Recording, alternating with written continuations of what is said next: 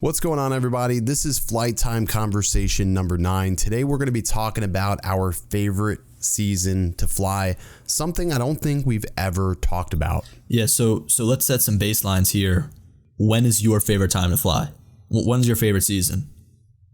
Well, since I live in Florida, I like to fly in wintertime because it's not like super miserable outside, and it's still sort of like, it's like basically your springtime. Mm-hmm. You know what I find is the problem is my favorite time to shoot always changes. It's always whatever the next season is. I can never choose a favorite. It's like, for me, it's like, okay, it's summer right now. I can't wait to shoot the fall colors. But then once it's fall, I say, man, I can't wait until it snows. Can't wait to shoot the snow. And then it's like, well, man, this snow, it's really cold. It sucks. I can't wait for it to be spring, and I can't wait for it to be summer so that it's warm and I can go outside and it's so vibrant. But overall, I'd have to say my favorite are the fall colors. And there's only like a good 2 or 3 weeks where you can get like peak colors. And then after that, the trees are all dead. Last year was awesome to fly.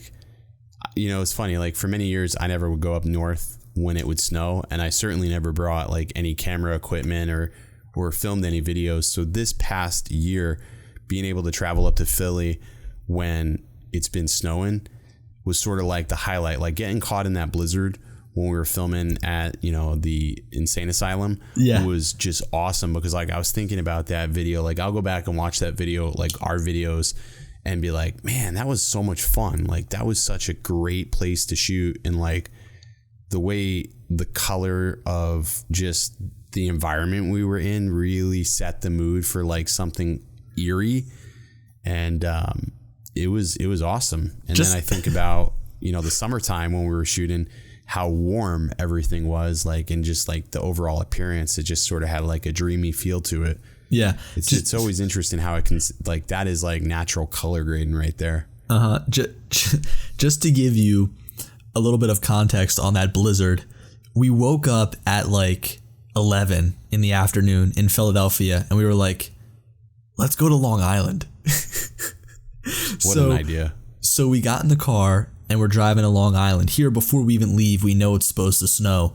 And on every single one of the digital billboards going up, we just saw blizzard warning, stay off of the road, blizzard warning. And we just kept driving until we got to Kings Park to shoot the insane asylum. We shot it. We actually went to probably 3 different spots in Kings Park. It was pretty big with a lot of these different buildings. And finally we were like, all right, we got to get home. Driving home, there was absolutely nobody on the road. And I think that as we were getting into Pennsylvania, it started to flurry, and we made it back just in time. That was the perfect day. Right. And we had a film. We still had it when we were doing our podcasts, up there. And I remember this is hilarious because I was leaving the next morning and I was concerned that I was not going to be able to make my flight. Remember, you know how I am. I'm neurotic traveling. Yep. You got to agree. I'm the most neurotic traveler. I'm the biggest worry wart. It's hilarious because every time I've ever been late to the airport, we're usually drifting into, PHL, like NASCAR style. But it was literally the crappiest blizzard I ever, I was disappointed. Yeah, I know. Not having blizzards. It was done and over with. And then we went and got ice cream. Yeah, we got ice cream during a blizzard. In a blizzard. Well, my new apartment that I'm staying at is cool. It's got this screen on the inside of it, so when you're walking out, staying there. You're not living there. What did I say? Staying? You said you're just staying there. I'm like, oh, so you're just it's not. You're not living there. You're just I'm squatting. No, so this new apartment that I'm living at, as you're walking out, it's got this screen, and it's really cool. It tells you what the wait time is for an Uber. It tells you all these different travel times, and one of them is to the airport. So when we're leaving, we can look down, we can say, okay, it's going to take us this long to get to the airport, and we'll see if it's legit. We'll see if it works. But dude, yeah, you know what, it's funny because I'm sitting here and I'm thinking about it, and the time that sticks out to me when we flew was when we went up to New York and we shot during the day, and then when it became nighttime, we went and we would shoot we were shooting the ground photos in the city. You know what I'm talking about? Oh yeah. When we were with we went up there with Elliot. That time was amazing. That was my favorite time shooting with our camera. I remember that day. Yeah, we got a ton of really great shots. Where did we go? We parked far. We walked a long way. I know. We went up to like Radio City. We went to Times Square. We went to all these different spots. And I remember that was right when the Osmo Pocket came out. Yeah. Because we were all about doing time lapses. And I remember you and Elliot had tripods, and I was the guy, like, I didn't have a tripod with me, and I'm like, crap, how am I going to get long exposure shots? But I had my Joby Gorilla Pod. I remember I was finding like trees or like poles, and I was wrapping my Gorilla Pod around poles and trees and popping off long exposures. Yeah, I got great photos from the city for that. That was an amazing night. I want to do that again. Like, we should do that in Philly though. Yeah, well, you know what? There's not as many spots to shoot in Philly, especially at nighttime. I mean, you think about the New York lights. It's in your face. It is the best. It's like summertime, or it's like the daytime at night. Yeah, I mean, that was awesome. Like, that's what I want to do. I want to do that. Like, I want to get an anamorphic lens. Oh. So I can do that. And I'm still contemplating, like, I'm kicking around the idea about that moment lens for the Mavic 2 Pro. It would be cool if they would reach out to us and say, hey, you guys want to check this out? I mean, it would make more sense, but it seems like we're going to end up having to buy it. I know, you talk about that every single time. You're every single time you're like, I wish they sent it to me. Very, very salty about that. Very salty. So your favorite time to fly, at least in Florida, is during the wintertime. But what about like in general, like overall favorite time to fly? I think overall favorite time to fly so far has been winter in the snow. That was my favorite time to fly, because like, you look at the ground and you look at the sky, and the sky had like a very teal color to it. It was like a teal, and then there was like blips of orange, at least where we were, and you can really max out like an amazing vibe. And that sort of winter overcast made it really, really easy to preserve dynamic range. And I felt like the video, like, just lots of detail, and it just looked amazing. But if I had to choose a second, it would have to be fall. But we don't have a fall here. I can only enjoy the colors from what I see from other people, but I'm really stoked about finding those crimson and orange colors. Like, that's what I want to do, those vibrant colors. Yeah, well, I always think of like flying during the wintertime. Like, it's awesome to shoot with the snow, but man, is it cold. Like, it's as I said, chilly. It is chilly. Like, I know that you and we do a lot of flying from the car. We sit in the car with the heat on. Yeah, I underestimated it this past year. I mean, at least I brought gloves this time, because I mean, I was up in the winter. I was up for Super Bowl. It was freezing. I was up multiple times this winter, and it was cold. I got sort of used to it. I think the worst time we were there is when we were flying the Bethlehem steel stacks. And I just felt like, I don't know, man, like the cold weather, I feel like I got to go to the bathroom a lot with the cold weather, man. Yeah. And then I had to like walk into the hotel, which was like forever a ways away. That's the worst part about flying in the cold. Those Bethlehem steel stacks are awesome, but recently they put up that geofence, or the geozone, and it's not really like a geofence, but there's a landing pattern now. Intentionally though. Yeah, I wonder if they did that intentionally though. Like, that's one spot like where I would want to take the Evo, but I would also be afraid of having the Evo there just because of all that metal, the interference. It's not the same as OcuSync. Like, I didn't have a problem. With the Mavic 2 Pro, other than I just couldn't go very high. I couldn't go more than 200 feet. It was such a pain because 200 feet wouldn't even put you over the stacks on the one side of it. No, and casino security's like, oh, you can't fly here. But yet the one dude comes around and he was fine with us flying there. He didn't care. And then the old guy, the curmudgeon, comes around. He's like, you can't fly here, boys. Gotta go. And I'm like, well, I'm not going to challenge a casino security guard because we may not make it back.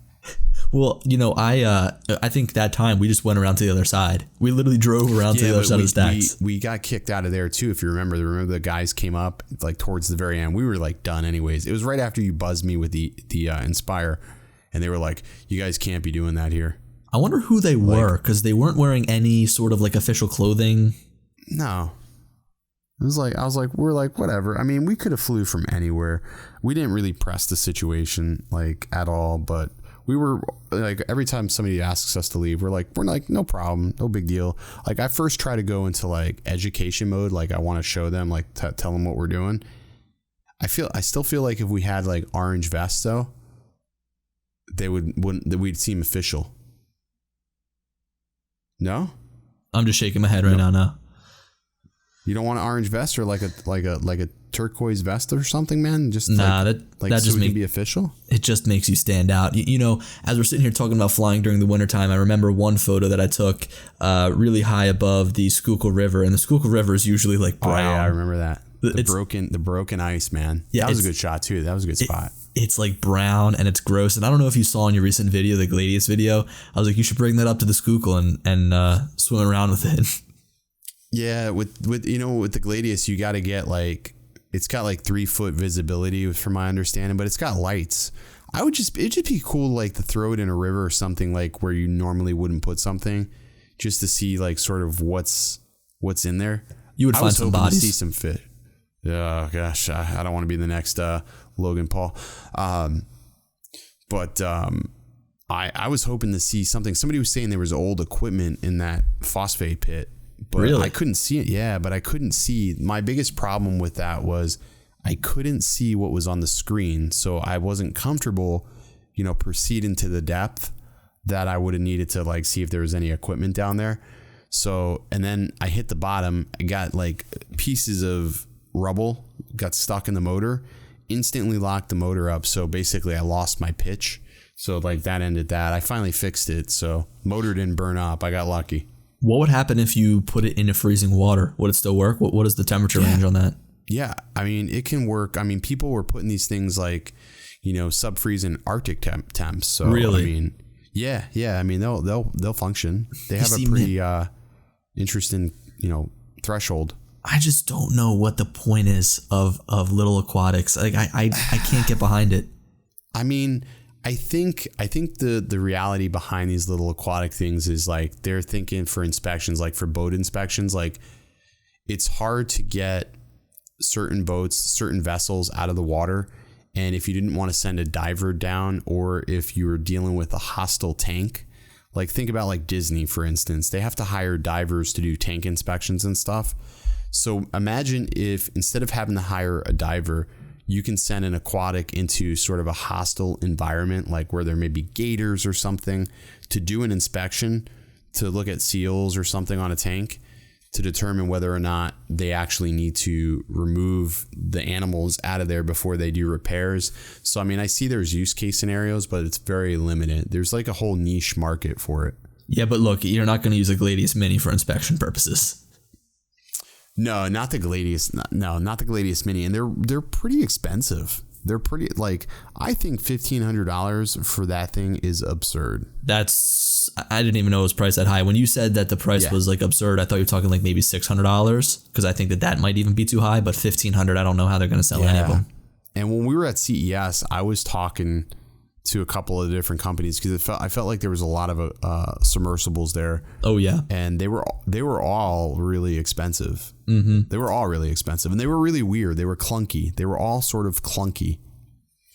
They looked like old time submarines or something. Yeah, it just didn't seem. I don't know. I'm gonna keep playing with it because it's interesting, to say the least. Like, when you see fish, I get excited when I see the fish. I'm like, yes, found one. But I haven't seen anything in a while. Can it harm fish? Like would it be harmful to them? I mean, I can flash them. I mean, I can turn my high beams on, I guess. I mean, well, 5-0. getting back to the talk of our favorite time to fly during the winter, or our favorite time to fly, like the favorite season to fly. You can obviously tell what favorite season of mine is to fly. But I remember back to one of the first videos I made with my original Phantom 4. I called it The Colors of Fall, and I shot it like the end of like the fall when all the trees were dead. Is that video still public? Oh yeah, it is. It's one of like the first edits that I made with my. I gotta go back and I'm gonna go back and watch it. Get that thing pushing. Well, look, when you go and you watch it, you're gonna be like, "Yo, we gotta go here to fly," because it's dope. It's up in It's up near where my grandma used to live. I thought Centralia was pretty cool. Like when you flew Centralia. So Centralia is nice, and dude, that spot too during the fall would be sweet because you have so much Graffiti trees. Road would be cool. But that's the only thing. Like when you go to Centralia, there's really not much else other than the graffiti road. I remember my friends and I went there expecting there to be abandoned buildings to go inside of, a lot of things to shoot. But dude, it's a ghost town taken to a whole new level.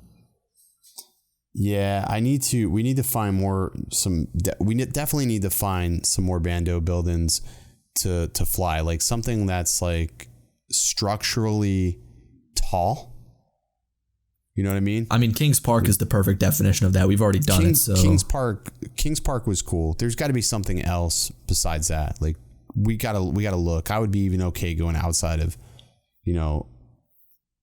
Pennsylvania, or I mean, I wouldn't even mind going over to Pittsburgh, to be honest with you. Pittsburgh, I know, has a lot of abandoned buildings. Let me look up. I know that there was this like insane asylum in Maryland, I want to say.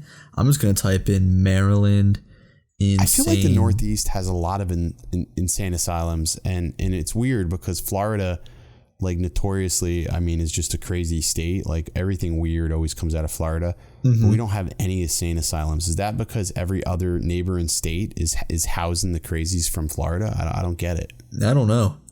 So weird. I love those places called Only in Your State. Have you seen that? Or the website's called Only in Your State? There's like for Florida we have an abandoned one. But like Florida has like 10 abandoned buildings because everything's in development. What are a lot of the abandoned buildings down there? Like, what are they? A lot of hotels. There's a lot of hotels. So NASA has an abandoned building where there's a rocket. I don't know if it's still there, but there was a rocket that they abandoned in the Everglades. Wow. You can't fly there, obviously, but there's a rocket hangar in the Everglades that NASA abandoned. So the hangar's there, but what about inside? Is it? There's portions of the rocket still there. Really? Yeah. Why'd they just abandon it? What was the? I don't know. It was an interesting story, but it was not interesting enough for me to like really research. And when I heard I couldn't fly, I was like, forget it. I don't want to fly. There's also like these. What is it? There's like these little houses in the middle of the water. Cape. I can't remember what cape it is. But there's these homes in the water. There's like 5 or 6 of them, and they're like these domes. They're pretty cool looking. And then you got the Miami Aqua Theater. That's abandoned, but that's really the only ones that really stick out to me. I'm looking up after hurricanes. There's always abandoned places. I'm looking up some places here, some cool abandoned places in Philly. And you know what adds to going to these abandoned places is like wintertime. Like in the winter, going to these abandoned places. Creepy. That was creepy. I remember when we went to, what was that place that we went to? You first took me there. It's called Embryville. And it was like there's Embryville State Hospital. I mean, there's a couple of different buildings there. There's a state troopers barracks. There's that was creepy. That one was really creepy. Yeah. Walking through those buildings. It was just freaking weird. So check out the screenshots I just sent you. And if you guys want to look also, there's 2 places that came up, like cool places in Pennsylvania to look. One is the abandoned Pennsylvania Turnpike, and the other is Cary Furnace, and that's in Pittsburgh. So that would be something cool. So I've seen the turnpike, the abandoned turnpike. Now I've seen look, this come up. The abandoned turnpike is pretty cool because there's a tunnel. And that's what makes it cool. Now, these 2 places I sent you, they're not really good spots to fly, but they would be really cool spots to go and explore. I mean, even like the abandoned turnpike, like it's so dark in that tunnel. Like, first of all, if you fly down it, you're just going to go in the Addy mode and lose the drone.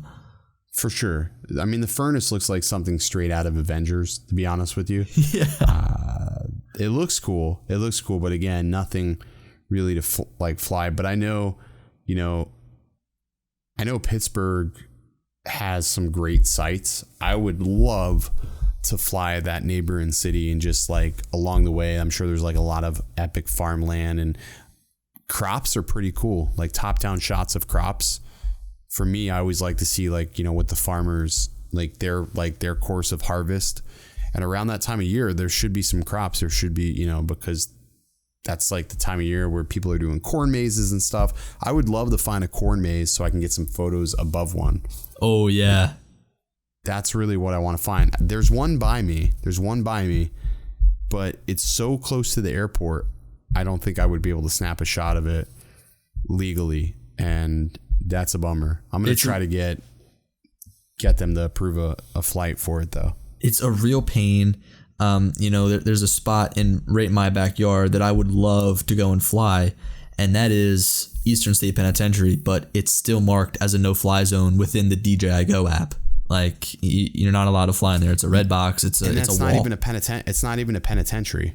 No, it's not open anymore. It's been closed forever. I don't know if it's still closed just because it's like a tourist attraction or something. Well, but that's like Alcatraz in San Francisco. I always see flights of people there, and they consider that a national park now. Just like the Golden Gate Bridge, that's considered a national park.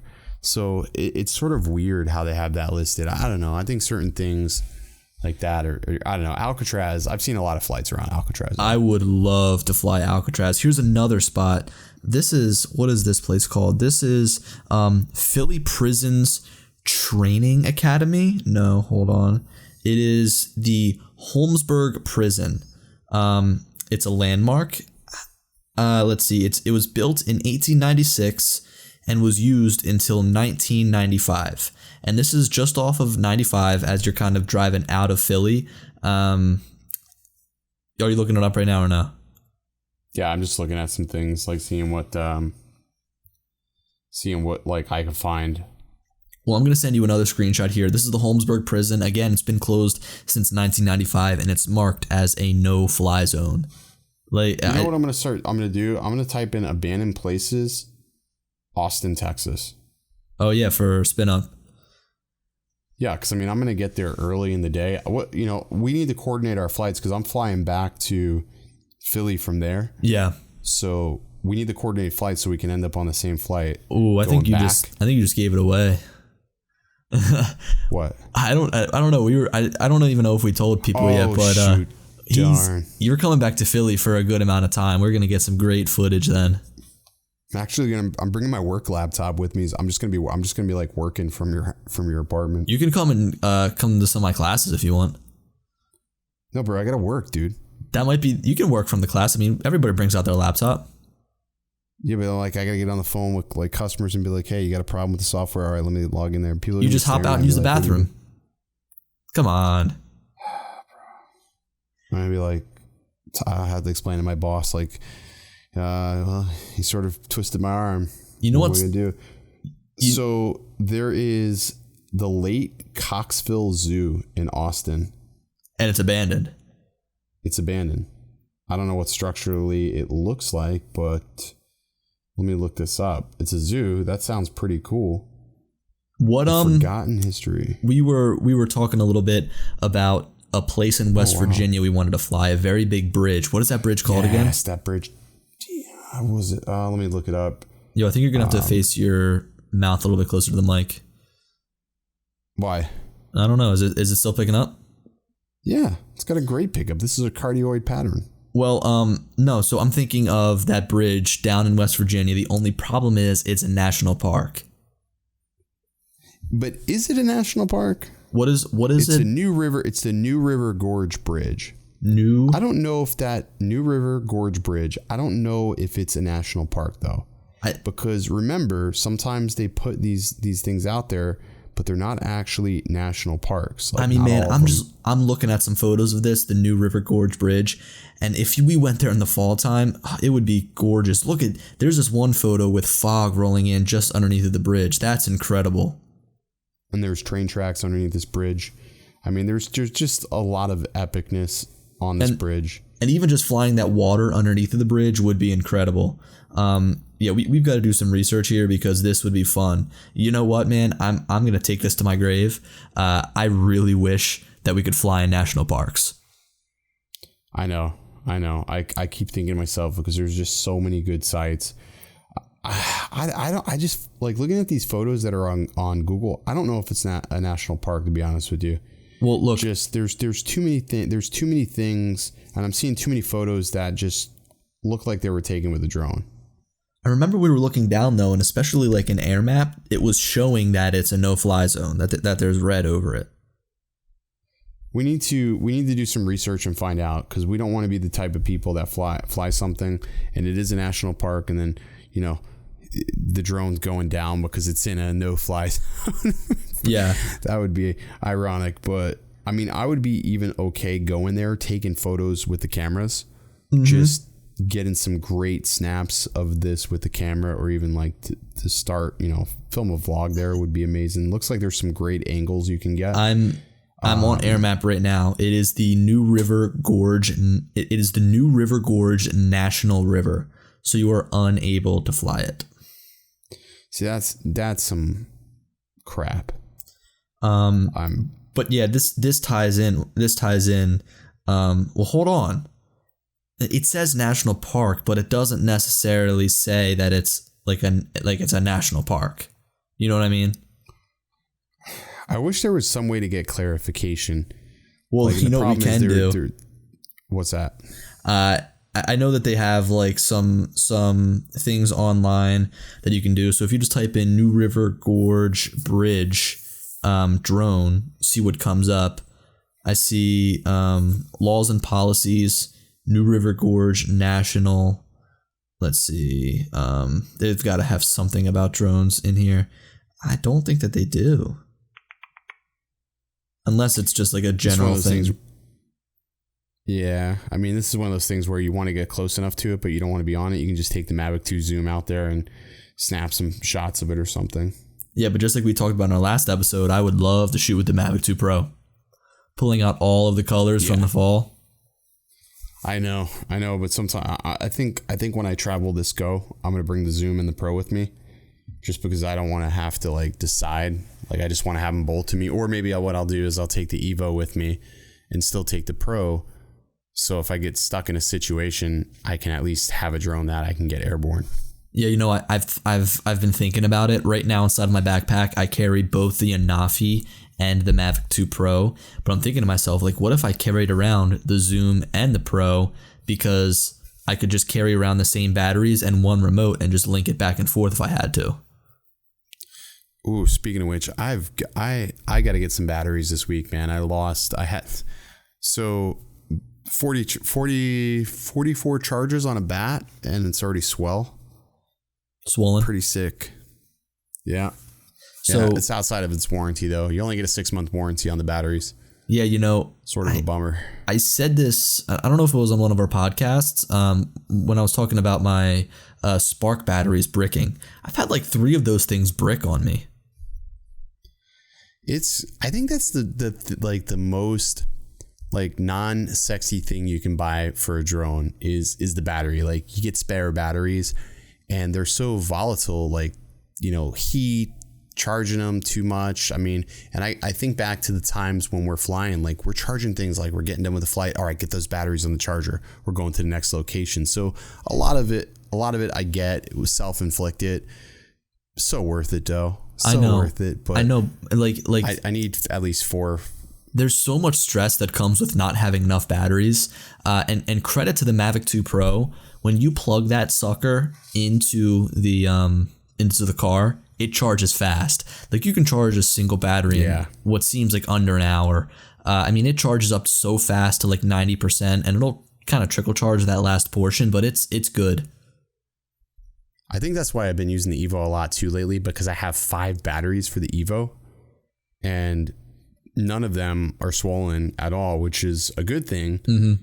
But, you know, at least I have 5. I've got 2 batteries for the Phantom 4 Pro, which I want to get more, but man, they're still $168 for how old that drone is. The Phantom 4 Pro batteries. They have a lot of aftermarket. They got a lot of aftermarket ones, but I don't really trust aftermarket batteries for a drone. Yeah, I would never trust those third party. Here's something interesting.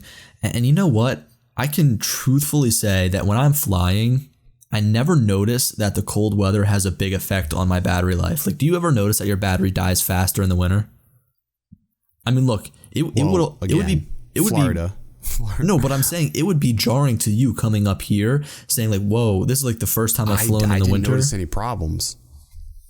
I think it's less stressful on the battery. I think it keeps the battery cooler.